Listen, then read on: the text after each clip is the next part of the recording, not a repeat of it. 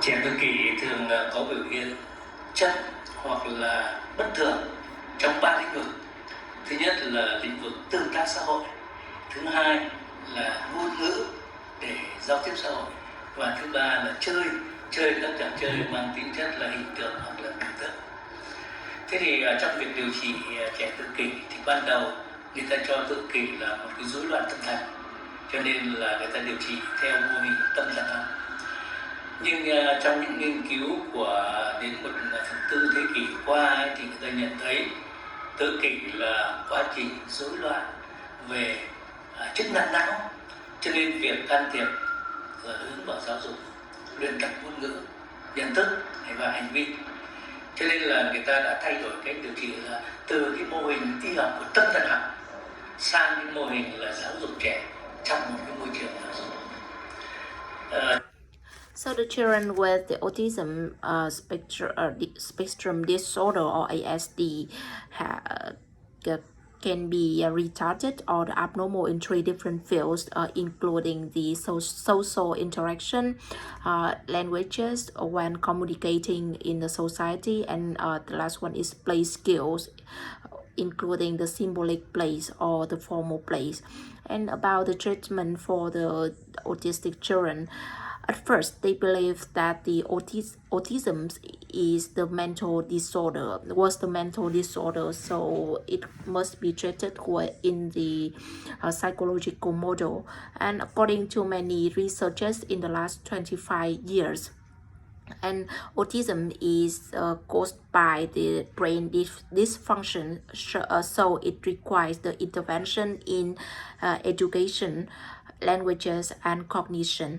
So the treatment was changed from the model, the psychological model, to the educational model.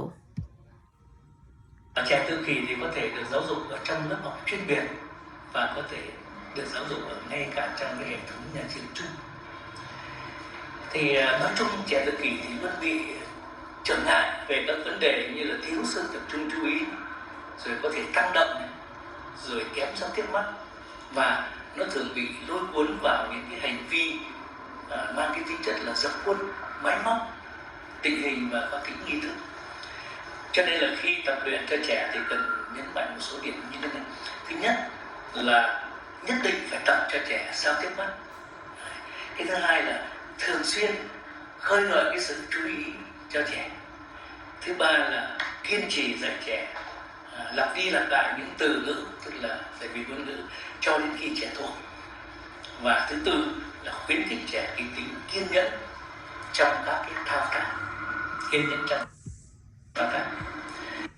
And the autistic children can be educated in the special class or in the common schooling system.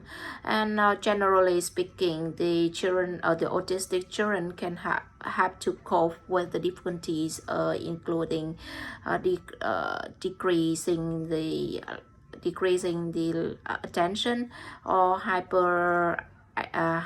or being hyperactive, or decreasing the eye contact. And the autistic children are always attracted with the stereotype, formal or shaping behaviors. And when educating the autistic children, there are 4 things must be emphasized. The first one is to increase the eye contact. The second one is to regularly encouraging attention, and the third one is to be patient when repeating the words until the children with autism can learn by heart. And the last one is to encouraging the patience in every single steps. Thế và nói chung thì nhiều tác giả và các tác giả đồng ý là những cái điều luyện tập này phải bắt đầu càng sớm thì càng tốt. And generally speaking, most of the authors agree that these interventions have to be started as early as possible. Riêng về cái âm nhạc đối với trẻ tự kỷ thì người ta thấy này, trong y văn thường nêu về cái sự nhạy cảm và một cái sự chú ý tới âm nhạc một cách lạ thường của trẻ tự kỷ. Thậm chí có tác giả thì họ cho rằng là cái mà cái khả năng âm nhạc lạ thường ấy, thì đấy là một tiêu chuẩn để chẩn đoán. Đấy, có tác giả thì còn mạnh dạn như thế, tức là cái trẻ tự kỷ nó rất nhạy cảm với âm nhạc, cho nên là cái anh nhạy cảm quá với âm nhạc hơn trẻ bình thường thì có khi nó là một triệu chứng của tự kỷ.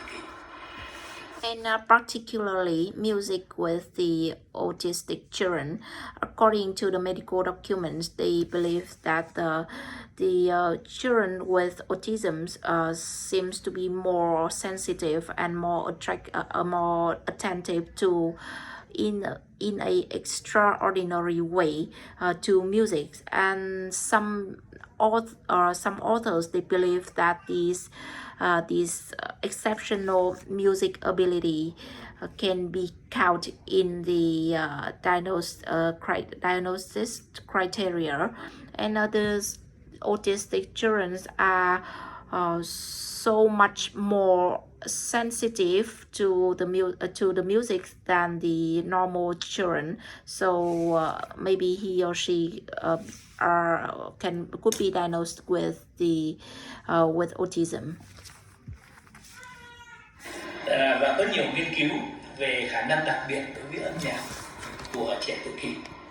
Thì nói chung thì có đến nay thì họ có 3 cái kết luận chung như thế này.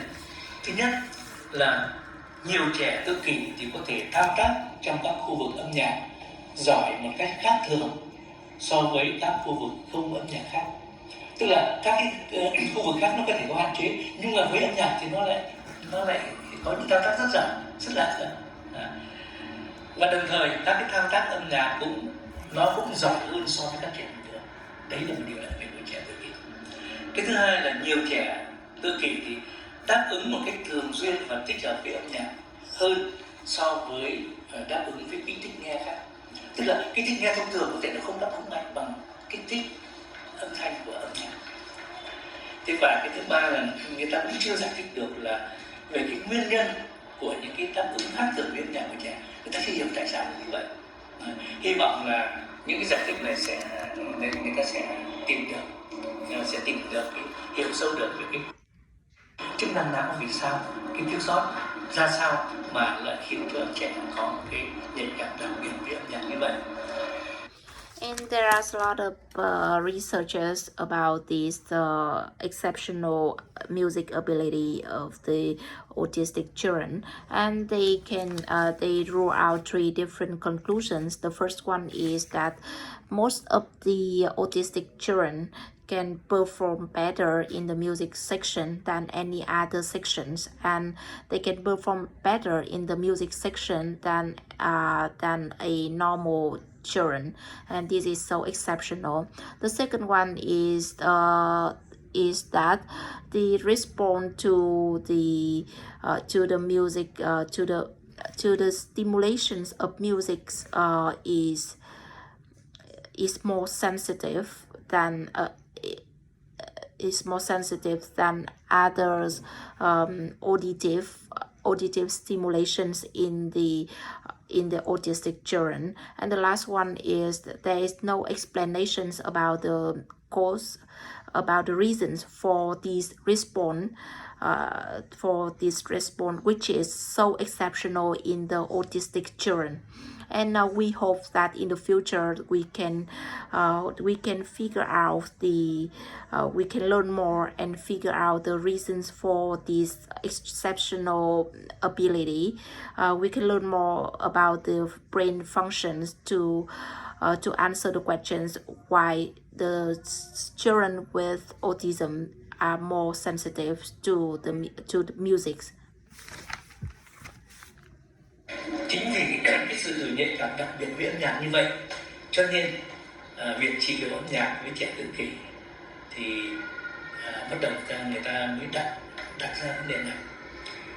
Âm nhạc có khả năng hấp dẫn đặc biệt với trẻ tự kỷ, cho nên trẻ có thể tham gia tốt các cái hoạt động âm nhạc, và do đó âm nhạc mới trở thành một phương pháp để trị liệu, để đạt được cái And because of the sensitivity, this special sensitivity to music in the children with autism. Music therapy was born to treat the children, the autistic children, and music draws good attention, draw good attraction to the autistic children, and the autistic children can participate well. And then the music therapy the music therapy can help to treat the children with autism.